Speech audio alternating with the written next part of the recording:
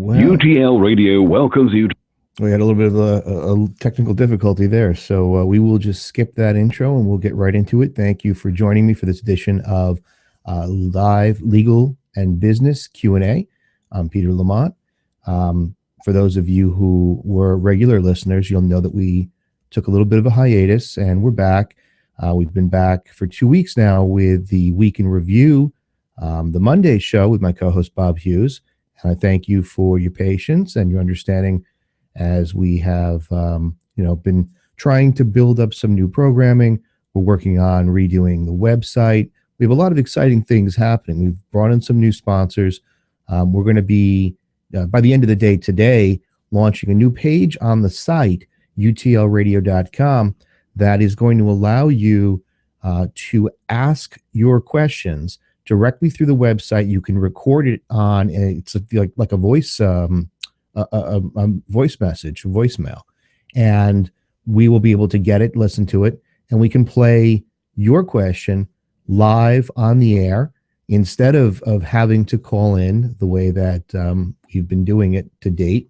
To date on live business and legal Q&A, what we've been doing is essentially gathering up all of the questions that have come in through the week, either through email or through social media, or through people that have called the office and they've had a question that they'd like to have answered on the air. But now with this new page that we're putting together, which I'm excited about, you're going to be able to click a button, record your message, and we're going to be able to play it live on air. And then, as always, everybody that is featured, if your question is featured on air, you get a free UTL Radio mug that's sent out to you.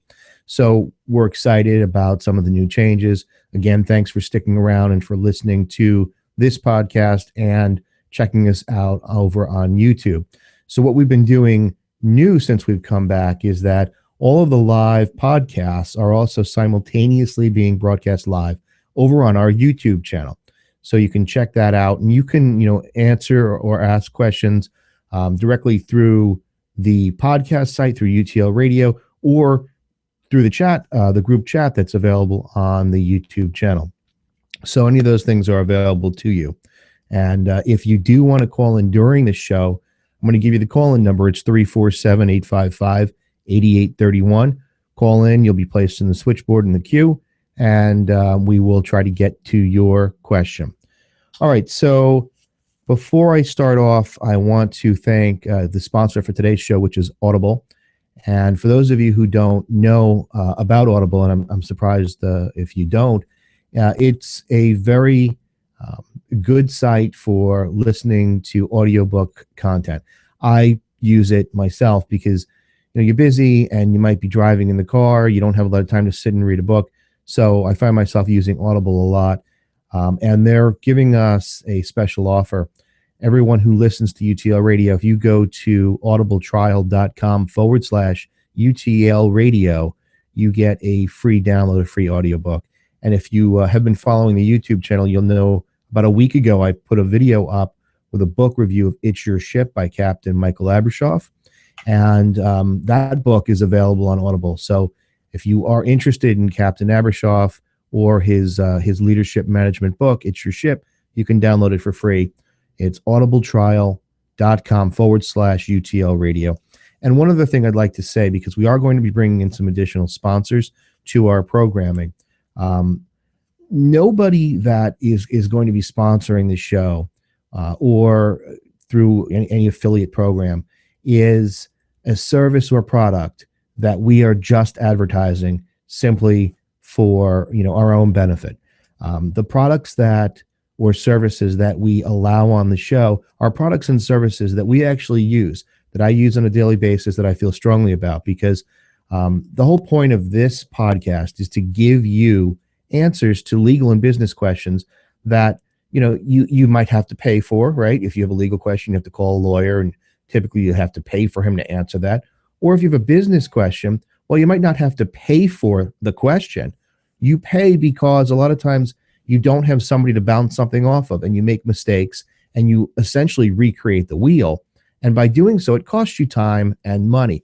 So the point of the podcast is to really kind of give out some of that information and answer these questions so that you don't make the same mistakes and that you are aware of your legal rights or strategies for business, whatever it might be.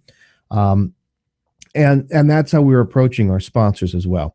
If we don't believe in the product, if we don't use the product, if I don't personally use it, I'm not going to be promoting or advertising that service. I know that there's a lot of people out there that think podcasters will just take any sponsorship because there's money involved.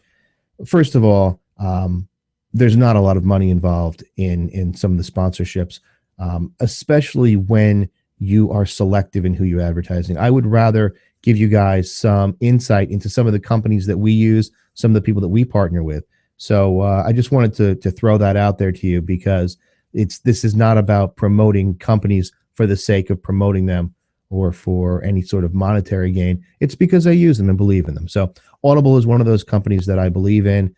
I find it efficient and easy to try to digest as much content as possible, which is for me important because it helps me to keep growing and learning. All right, so now that that's out of the way, I want to start by giving you a summary of the two questions. We're going to go through two questions today. That will hopefully keep the podcast a little bit on the shorter side, and it might even allow us to do more than one of these legal Q&A sessions a week. So we're gonna answer two questions. The legal question that we're going to answer today deals with a landlord who wants to evict a tenant who does not have a signed lease.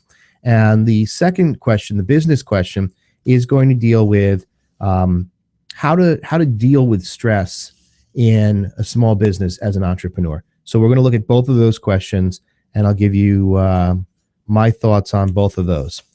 If you have questions or you want to join in this conversation, again, you can call in the live show 347-855-8831, or go over to the YouTube channel. We're streaming live.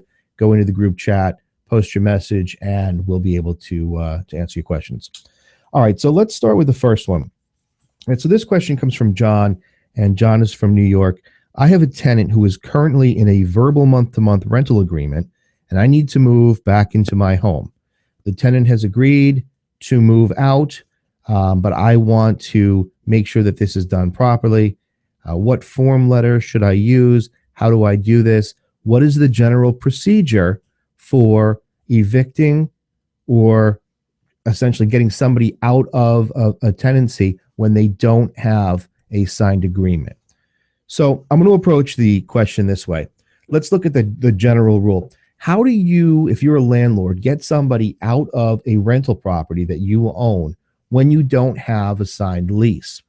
And some of you might say, well, who wouldn't have a signed lease if you're a landlord? You'd be surprised.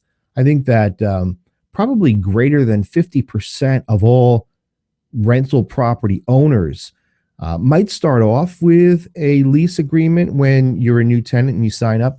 But then after that lease expires, if that tenant continues to reside at the premises, most people, and I don't, it's not a good practice, I don't advocate it, but most landlords, they just don't bother to give you a new lease. So what happens? Well, in just about every state in the country, if you don't have a signed lease, you're considered a month-to-month tenant. And what that means is that if you want to leave, you aren't going to be, breaking any sort of lease where you'd be obligated to pay the rest of the year or the rest of the lease term. You can leave essentially by giving 30 days notice. And the landlord has that same right. He or she can ask you to leave as long as they give you 30 days notice. And of course, it's like a business, right? When you're a landowner, when you're a landlord, it follows some of the same tenets and basic principles that businesses do, especially when you compare it to perhaps laying off an employee or firing someone on your staff or whatever it might be. You can't discriminate, or hiring as well. When you hire somebody or decide not to hire somebody, you can't take action as an employer for any discriminatory reason. You can't fire somebody because of a discriminatory reason, and you can't not hire somebody. And it's the same thing. It holds true for a landowner too. You can't evict somebody simply because you don't like their race or their nationality or a disability that they might have. That's not a good reason. That's a discriminatory reason, and that's not good. But as long as it is a non-discriminatory reason, then you are free to evict a tenant. Now, in the case of somebody that doesn't have a lease, you're a month-to-month tenant. So to answer this gentleman's question, what would you do or what should you do? The best thing to do is to send the tenant a notice, a written notice. I would suggest to you that if you're going to do it by yourself without an attorney, that you send it certified mail. And the letter should essentially say that, as you know, you're a month-to-month tenant at the premises, and as of this date, the tenancy will come to an end. And I would provide as much notice as possible. So I don't know if this is something that you're looking to do within a week, a month, a year, however it might be. But you need 30 days notice. And the more notice you give to a tenant, the easier the transition will be. A, it'll be easier for you to make sure that the tenant complies with your request. And B, it'll be easier for the tenant to make arrangements to get out. Sometimes, it's tough as a tenant to hear that the landlord is going to be terminating your month-to-month lease, and you've got 30 days to find a new place to live. It's tough because sometimes people don't have the financial ability to lay out a new security deposit. Maybe they don't have the money for movers. And just as a common courtesy, if you need to have somebody move out and they're a month-to-month tenant, try to give them at least 60 days notice. It just seems to be what would be most fair. But the law says 30 days notice. So if you want to give somebody 30 days notice and ask them to leave, you're certainly able to do that. So I'd send that letter out, certified mail, return receipt requested, so you get that green card back in the mail. And then you just have to follow through. I would remind, if you're going to send a notice 60 days out, I'd send another reminder notice 30 days out, and just reminding them that their tenancy will come to an end. Now, what this gentleman does not ask is what happens if they don't leave.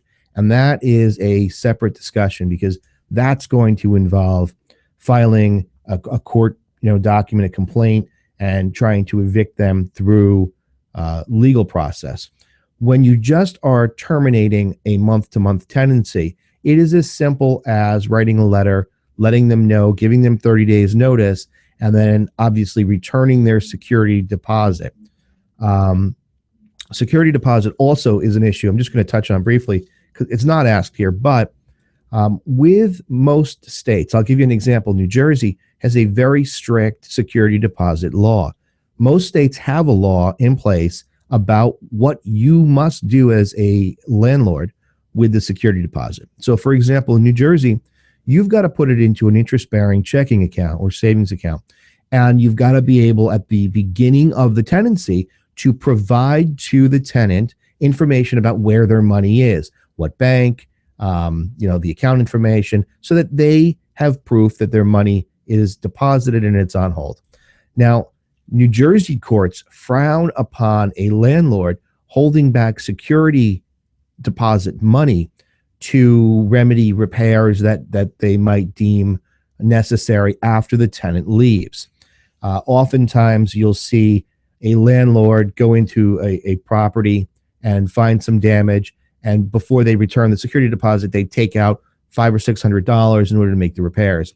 And then the tenant actually turns around and sues them for violating New Jersey's security deposit law, and it becomes a big mess. So before you decide as a landlord to withhold security deposit monies, contact an attorney. Just run it by them, see what the attorney says. It'll be well worth your time, because being sued by a tenant over a violation of the security deposit law is going to cost you so much more in the long run. And even if you end up getting sued and you just decide to turn the money over to them, you might still have to pay court costs and attorney's fees. So best course of action is, before you decide to withhold that security deposit money, just contact a lawyer, run it by them, see what they say. But to answer John's question or to summarize, you have a right to ask this person to leave. Just give them a 30 days notice and put it in writing. So thank you for your question, and we have your information, and we'll be sending you out your free UTL radio mug. Now, I also want to mention something about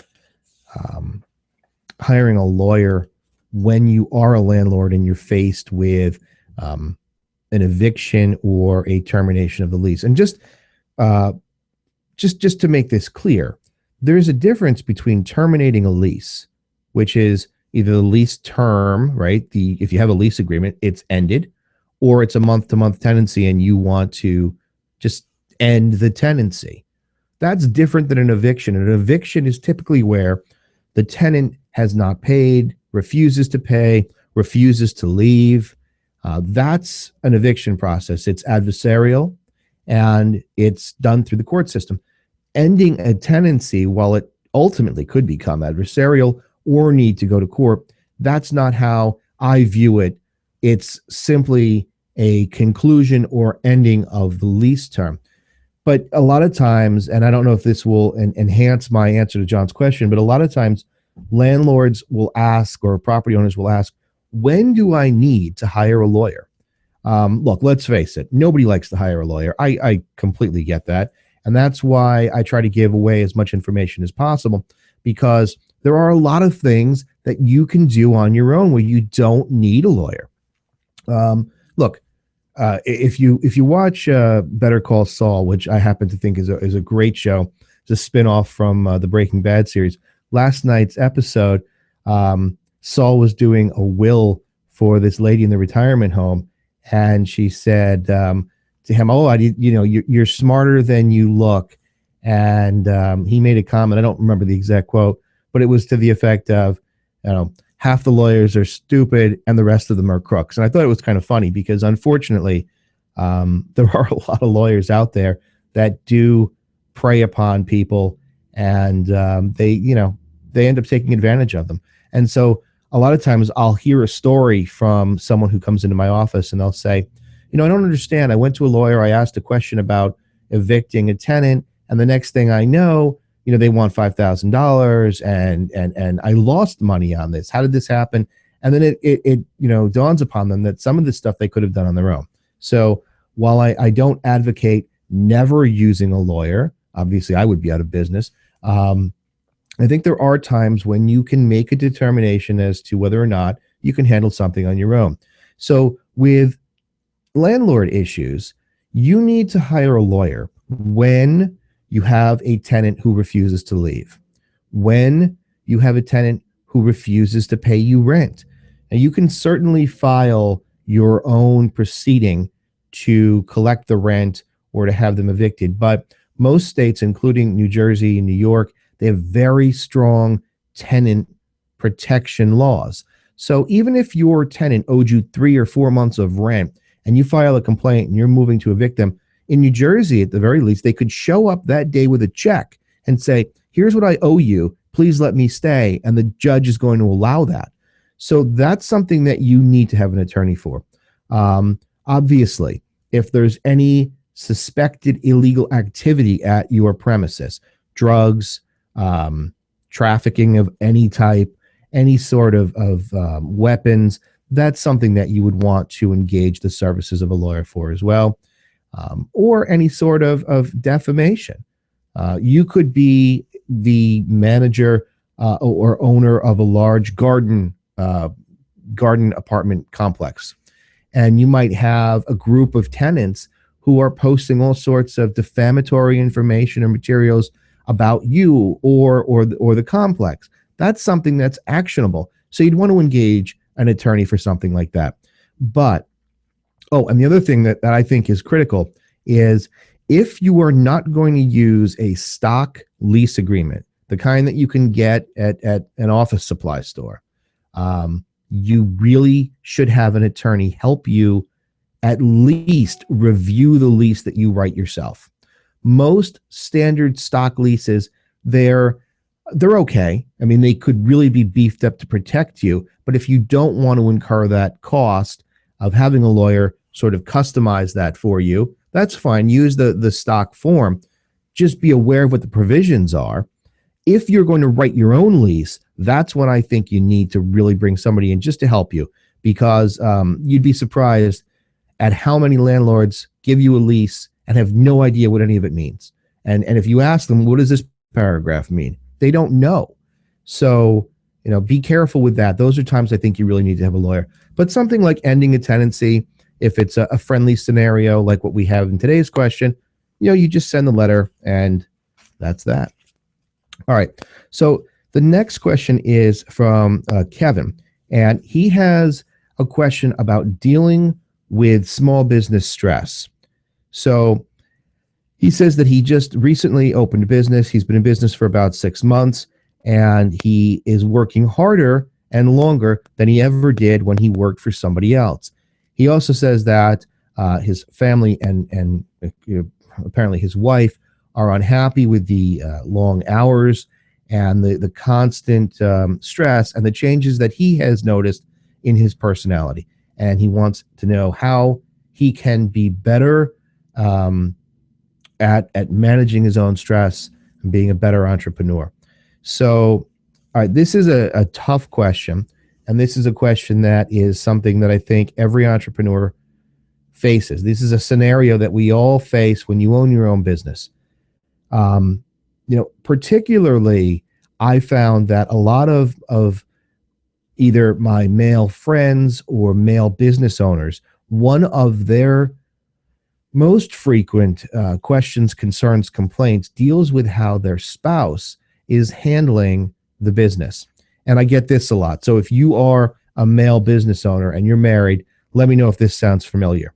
So you go home and you start talking about the day or people that haven't paid you or accounts that aren't working out, and your spouse, your significant other, says that they don't want to hear it.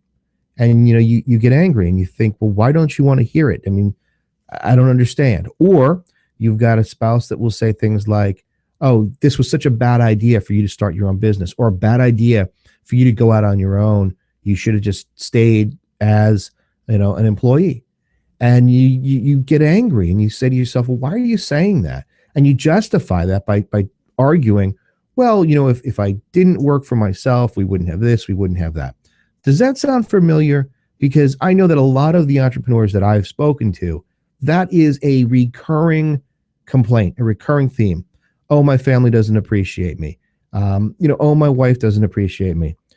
And you know what? You have to sort of separate the new you from the old you, what your family was used to dealing with. And what do I mean by that? Being a business owner changes you. Okay. You could argue with me, but the fact is it does. Sometimes it changes you for the better. Other times it changes you for the worse. You are now, the commander, the captain of the ship, and you're faced with a tremendous amount of stress on a daily basis, regardless of what size company you have and regardless of how many people you have working for you. You're the decision maker, and what you do impacts your business and thereby impacts your family. And so while you are dealing with these stresses that, perhaps your significant other, your spouse, cannot understand because they're not dealing with it on a daily basis, it produces too much stress for them to hear about the things you want to talk about. And it's really hard. It's hard to accept. But I think that if you look at how you were before, how were you when you were an employee and you came home from work?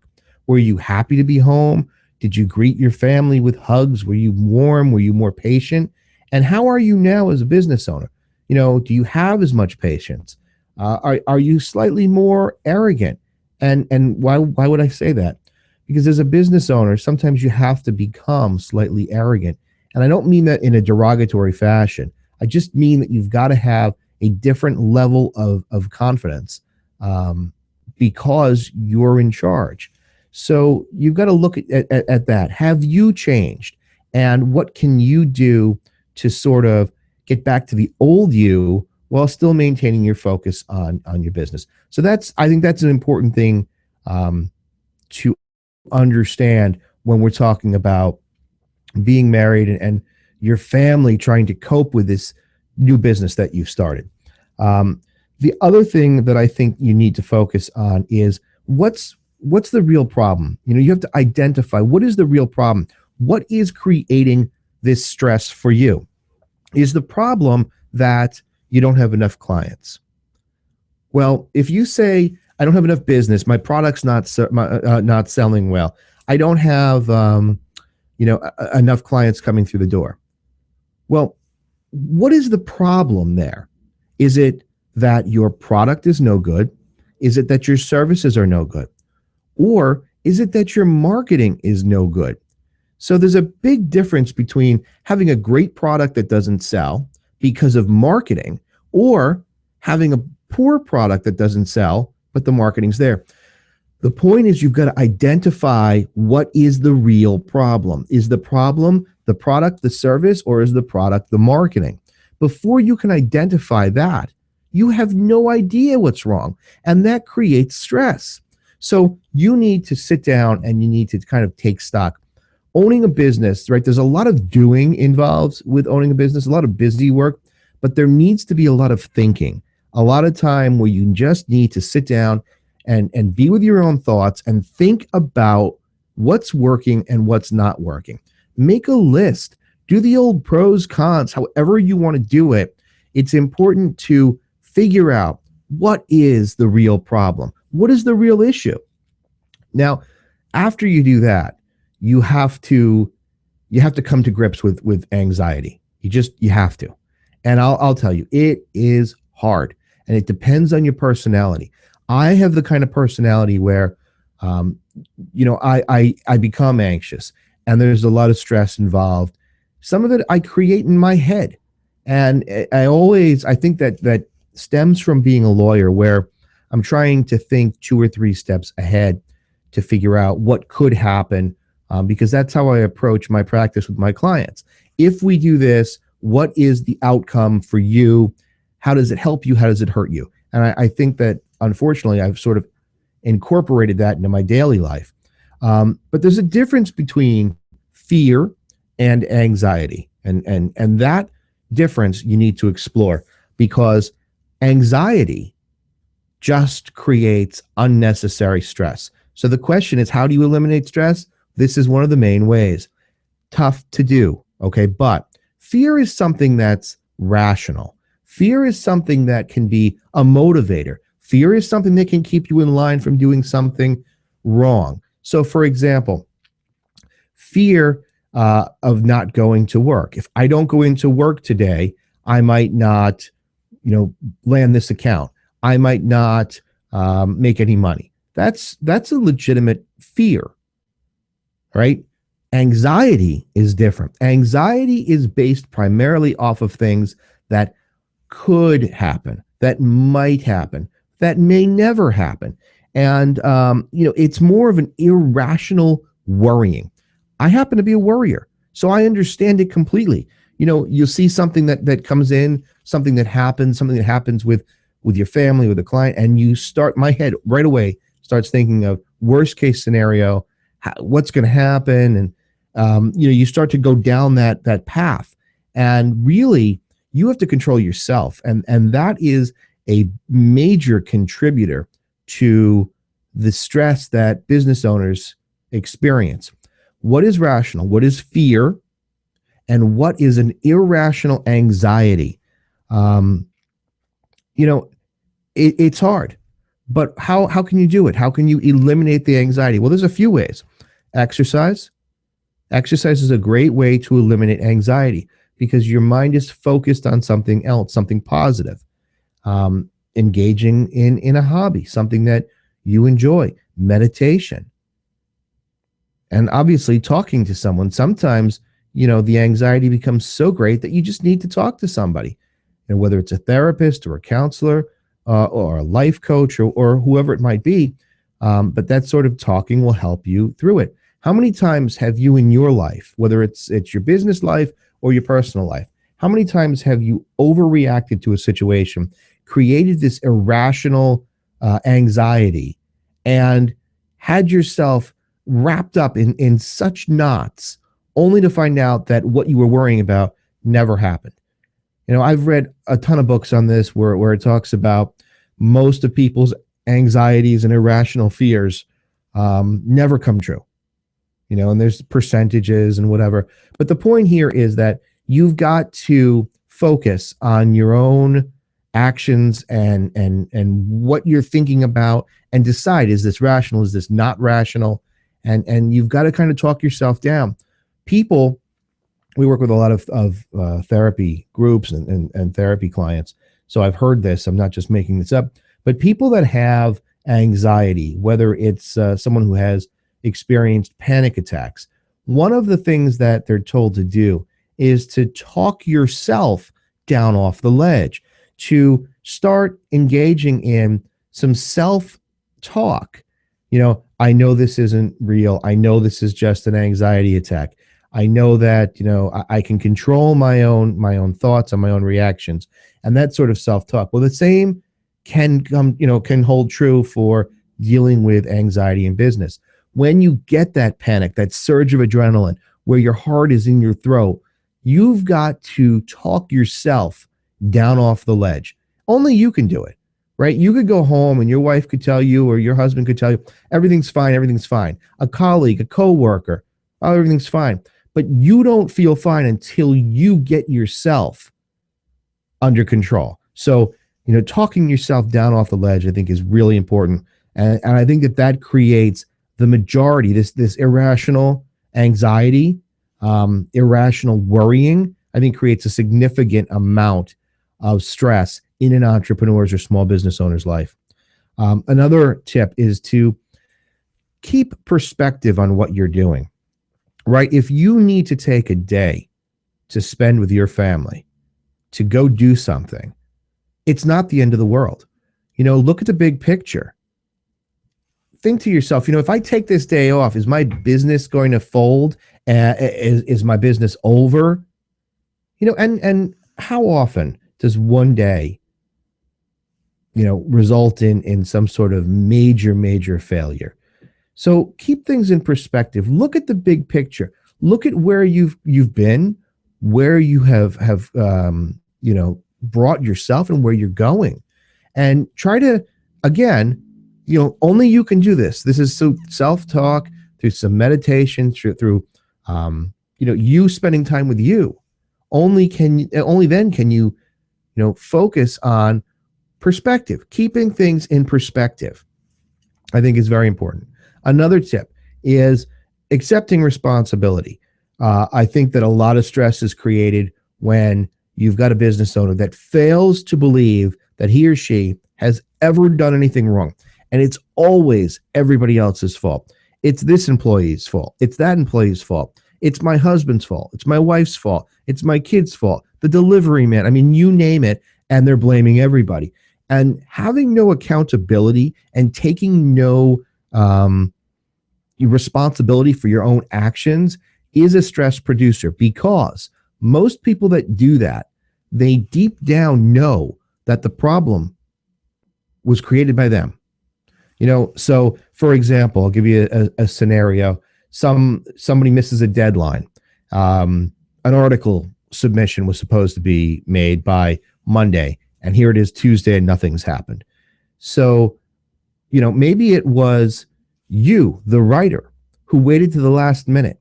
And at the last minute, you gave it to your staff, and there were all sorts of other things, and it didn't get in on time. You want to blame the staff. Why didn't you get it in on time? You did this. The mailman was late. The delivery guy didn't bring it, whatever it might be. We're out of stamps. You name it, right? There's an excuse. But go back and take responsibility. Well, what is the real issue? Well, the real issue is you waited to the last minute to write the article. So when you sort of accept responsibility for your actions, it is a way of allowing yourself to start a self-forgiveness or healing process where, you acknowledge that something has happened, that you are responsible or partially responsible, and you can start to forgive yourself and move forward. Yes, things happen. Mistakes happen. Deadlines are missed. Sometimes you do procrastinate or wait to the last minute. It's not the end of the world, but you have to acknowledge it, because tucking it under the rug and pointing the fingers creates stress. So you really have to focus on accepting responsibility. And the last thing that I think is a good tip to help you reduce stress is to stay focused on positivity. And this sounds like a bunch of nonsense, right? You could go out and read Norman Vincent Peale's books, or see any of the self-help stuff in the bookstore, and it's this pumping you up positivity, the power of positive thinking. There is some truth to it. Okay, now I'm not talking about the guys that go out and wake up and they stand in the mirror and say, I'm great. I love myself. Today is going to be a great day. I'm not talking about that. I'm not talking about somebody who, had this person that worked for me at one point, and you'd come in to work during the day, and it was never genuine, but she'd always say, today is going to be a great day. It's going to be a great day. Now, meanwhile, it was a bunch of crap. And like when you looked at the person's face, you knew that they didn't mean it, but they were just saying it. So saying things that are positive in nature doesn't help you. And for those of you who might have ever listened or followed any of the Tony Robbins training seminars, one of the things that he mentions in his training is, the idea of positive thinking alone is not good enough, because to look at a garden full of weeds and to tell yourself in a positive fashion that you have no weeds in your garden, that's stupid, and that's never going to help you. But if you can say, look, there are weeds in my garden, but I'm going to fix it, that element of positivity can make you empowered. It can give you the ability to reduce stress, to take action, and to move forward. So staying positive is, I think, a good tip. Focus on not the negative, because I think that physiologically and our own brain patterns, when you focus on the negative, that is what you become. When you focus on the positive, when you focus on problems being challenges versus problems, I think that it helps your brain. Now, I don't understand the neuroscience behind it, but I've read enough to understand that when you focus on positivity, or you focus on solutions to challenges, when you look at a quote unquote problem as a hurdle or challenge that you need to find a way to overcome, your brain searches for better answers. When you ask your brain good questions, your brain gives you better answers. The questions that we ask ourselves, like, why is this happening to me? What do you think your brain is going to do? It's going to say, because you're stupid, because you have bad luck, because, in third grade you were mean to the little Jimmy. That's what your brain's going to do. It's going to come up with all these irrational ways to answer the question, because that's what you've put in to your brain computer. You've entered in this question, and now it's going to sort for some way to answer the question. Might not be the real answer. Better way to do it is to ask your brain a positive question. How can I make this better? How can I fix this? What can I do to overcome this obstacle? And I don't really care whether you call it a problem or a challenge. There's a lot of people that say, oh, it's never a problem, it's always a challenge. It could be a problem, but a problem can be solved. And so if you can focus on the solution rather than the problem, you're going to be a lot better. So that idea of positive thinking, I think, is still a good one. So I hope that very long, drawn out, long-winded diatribe answers the question, how can you reduce stress? It's not easy, and it takes work, and there's no magic pill, there's no magic therapy, there's no magic book. It really comes down to you talking yourself down off the ledge. Everything that I talked about, positivity, that's an internal thing. Accepting responsibility, that's an internal thing. Forgiving yourself, internal thing. Looking at what works, what doesn't work, what the real problem is. Again, you're internalizing. You have to go into yourself and say, what am I doing right? What am I doing wrong? What is the real problem? And so all of these things They all deal with you talking to yourself in a way that is productive and that makes sense. None of these strategies that I've outlined, none of them involve somebody else coming in and doing something for you or to you. They all deal with you trying to fix you.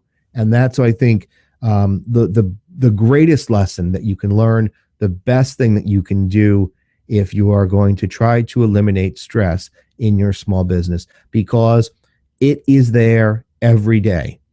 Is there enough money coming in? Do you have enough supplies?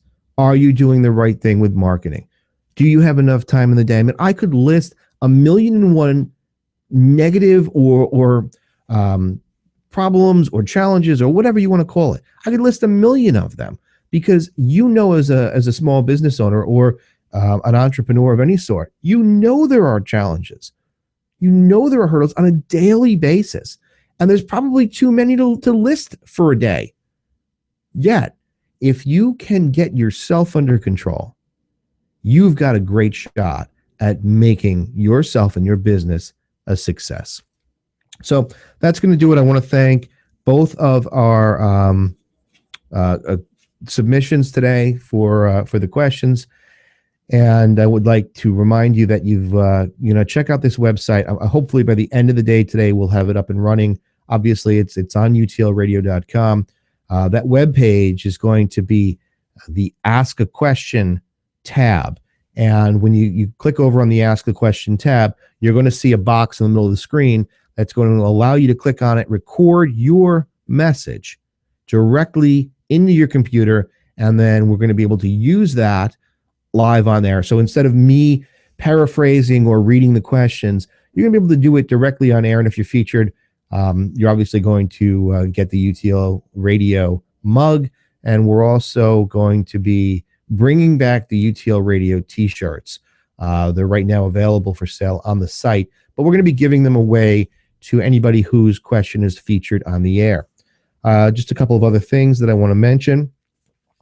Over on our YouTube channel this week, we are going to be taking a look at a book, Time Management Magic, and it is by Lee Cockerell, and he was the former executive vice president of operations for the Walt Disney World Resort. So we're going to be reviewing this book, and that'll be over on the YouTube channel in a YouTube video.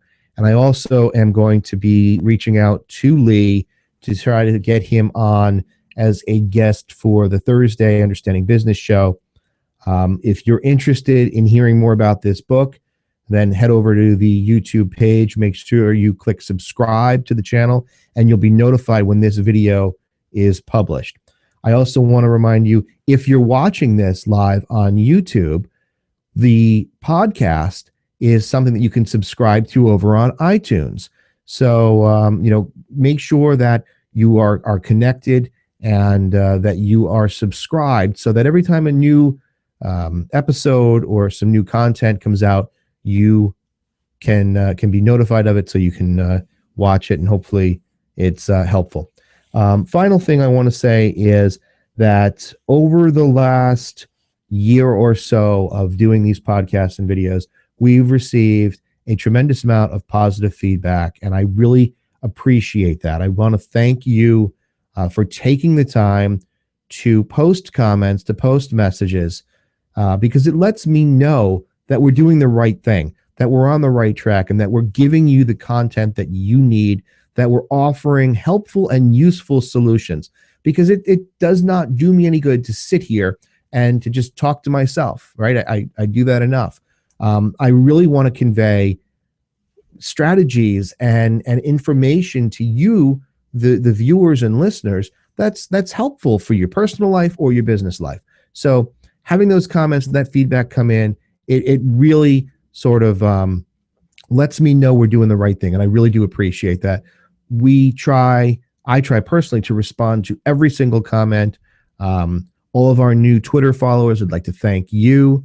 We've been getting a lot of new Twitter followers, and I appreciate that. If I have not thanked you for the follow, I will do so shortly. But stay in touch. We've got a variety of avenues for you to communicate with us. Twitter, Facebook, Google Plus. We're over on Blog Talk Radio. You can download the podcast through iTunes. We've got a YouTube channel with well over 100 videos. So any of those avenues are available. Check them out. And don't forget to take a look at utlradio.com later on today, probably after 5 p.m. Eastern time. And that new tab will be available where you can record your message for the show. That's going to do it for today. Again, I want to thank everybody who has either listened live or is going to download this later. If you've got questions, please make sure that you send them in, and hopefully we will feature your question on air. That's going to do it for today. Thanks again for watching and listening. And until next time, remember that there's power in understanding the law.